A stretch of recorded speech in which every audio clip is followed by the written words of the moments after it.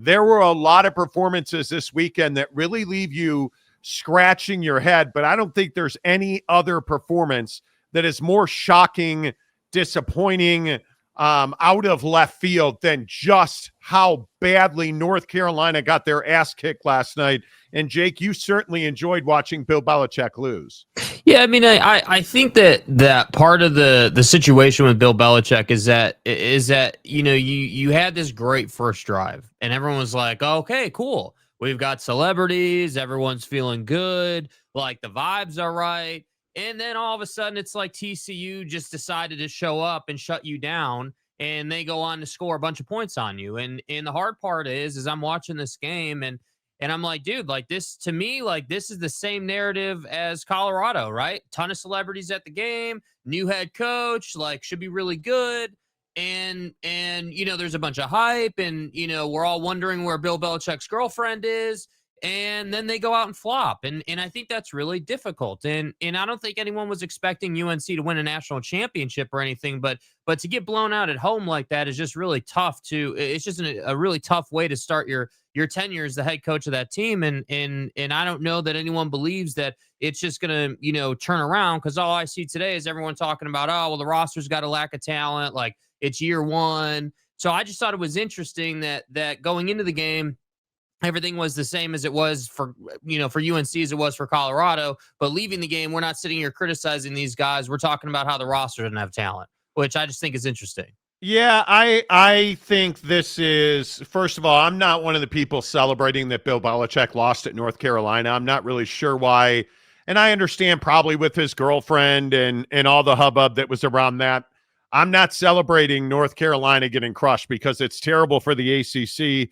I think it's actually really bad for college football. I think North Carolina this year was one of those programs where there's no question you were paying attention to that team. And, well, I say were because you're not anymore.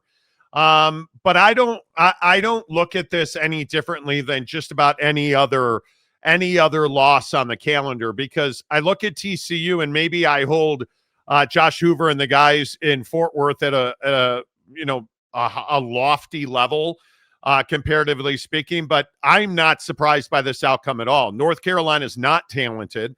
I told you this back in the spring when his girlfriend was coaching spring practice. It literally does not matter. North Carolina does not have the horses to compete in the race. In my mind, it is as simple as that. You're going up against a TCU team that I hope, and I think based on what we saw last night, had to come out and prove a point, because there's a lot of people who believe that this TCU team just simply isn't as good as it should be. And I don't know that beating the hell out of a North Carolina team that frankly lacks quality talent, I don't know what that tells us about TCU, because I think that's how bad North Carolina was. But I think it's a little short-sighted to be celebrating Bill Belichick's loss.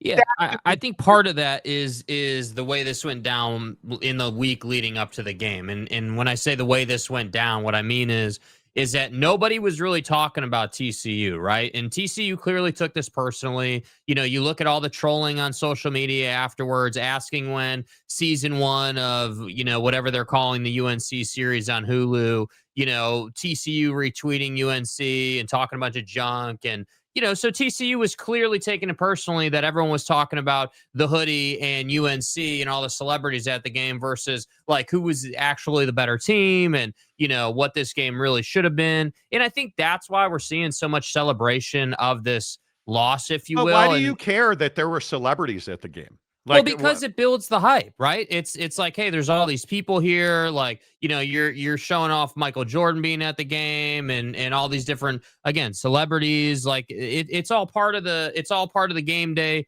experience. And I think that again, it's his first game as the coach of UNC, and this is what we're doing to him. And so I just think it's I don't know that people are celebrating the loss as much as they're in it for the trash talk from TCU to UNC. No, it is. I have no doubt about it. I think people are absolutely celebrating Bill Belichick failing in his first week out, and I think when you look at this game and you look at the way that they came out, it's not disappointing. To me, I think that this is simply a really remarkably pedestrian North Carolina team. And I don't know why we as fans get so wrapped up in, hey, famous guys at the game, I hope they lose. Like, I've never understood that. Is this Taylor Swift at a Chiefs game? No. But why are we not rooting for the Knicks to lose every game when Spike's courtside or famous people go to the Garden? Why are we not rooting for the Lakers to lose every game? Like, I just will never understand the red ass who gets upset that Michael Jordan, arguably the greatest athlete ever to come from North Carolina, the University of North Carolina, goes to a football game and you're all rooting for them to lose because an alumni went to the game. I'll never understand it. Yeah, but the I don't difference get it. is that they should. There's a reason to go to Madison Square Garden. There's a reason to go to Crypto. Don't call me Staples Center. You know, like there's a reason to be at those venues. There wasn't a reason to be at this game other than it was Bill Belichick's first game for UNC. Nobody. Is to your point, is that not a valid reason?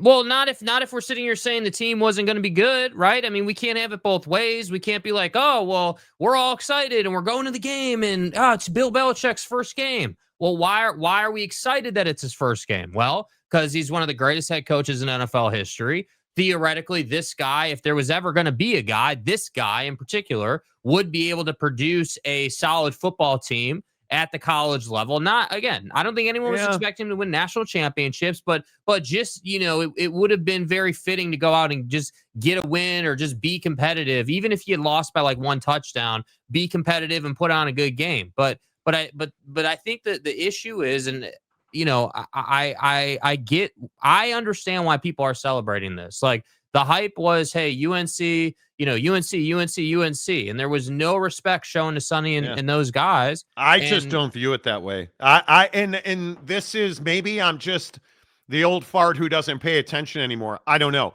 I never viewed this as a huge hype game. I never viewed this as, oh, a bunch of famous people are going, North Carolina is going to crush TCU. I never viewed it that way.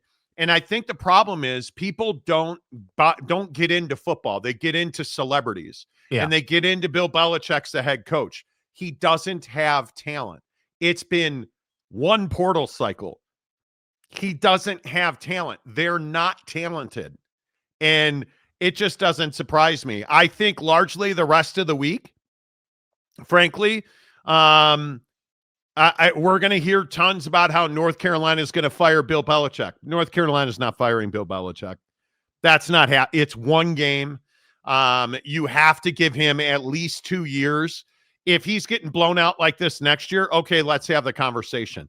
He's going to get blown out like this all year long against the best teams in the ACC, which really it's Florida State and Miami at this point, because he's just not been able to build the talent base. Mm-hmm. He didn't do like, and the other dumbass comparison I love about Bill Belichick in North Carolina is, oh, well, Deion did it. Why can't Bill? Because Bill's not Deion.